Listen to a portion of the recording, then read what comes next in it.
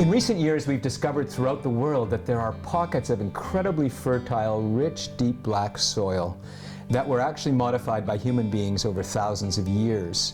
This occurred in Asia, Africa, and in North America, but the most famous of these all is in the Terra Preta of the Amazon.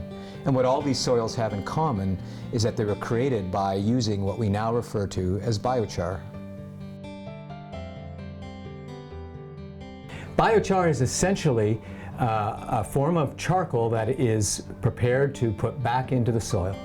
And it's made by taking any biomass, particularly woody biomass, but other types of biomass work as well, and cooking it at a very high heat in a low oxygen environment in a process called pyrolysis, which releases the gases from the woody material, which are combusted, leaving you with 100% pure carbon. And that carbon is resistant to breaking down and will last for hundreds and maybe even thousands of years in the soil. Why does this matter? Why should we be interested in biochar? Well, it turns out that biochar is an incredibly powerful soil amendment. 1 gram of biochar, a piece that might be about this size, has incredible surface area equal to approximately the surface area of a tennis court. It's fascinating to contemplate that, but this is so porous with large holes, small holes, that this provides all kinds of negatively charged surfaces for positive ions or nutrients to cling to. So if you live in a rainy environment, like we do on the west coast of Canada, that biochar enables us to hold nutrients into the soil and not lose them away in the winter rains. Biochar also contributes to fantastic soil structure because of the habitat it provides for beneficial microbes.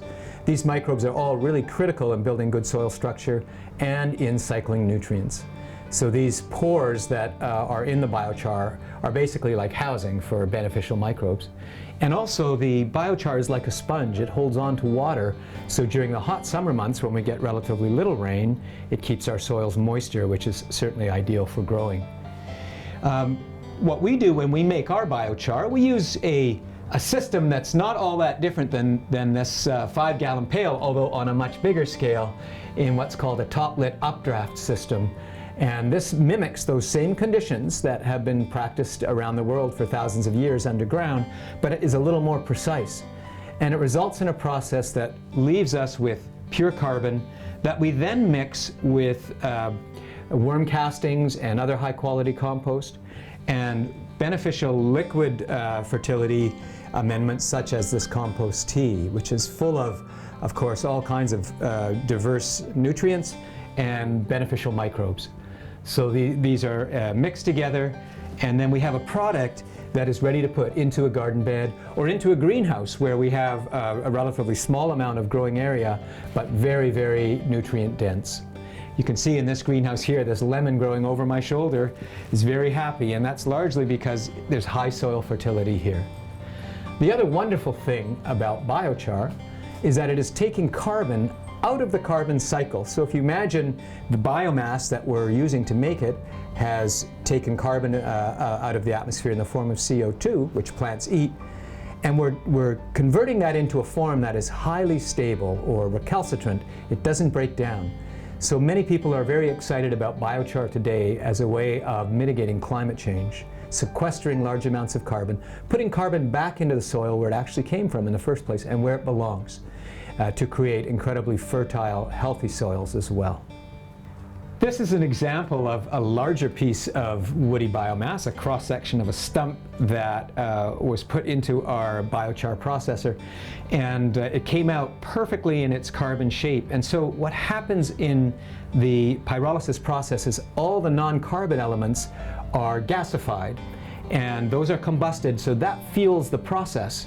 So we're not using any extra fuel to create this, and we're not creating additional greenhouse gases because the carbon is left behind.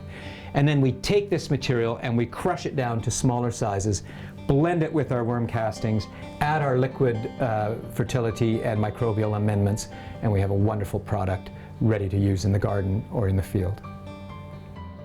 I'm beside a garden bed here that has been treated with biochar now for 3 or 4 years. And this small garden bed has become incredibly productive due to the high soil fertility that it has.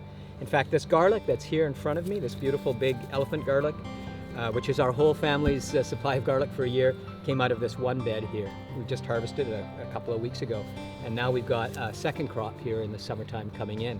And it's all because of this incredible, beautiful soil that we've created through the addition of composts and mulches, but also biochar.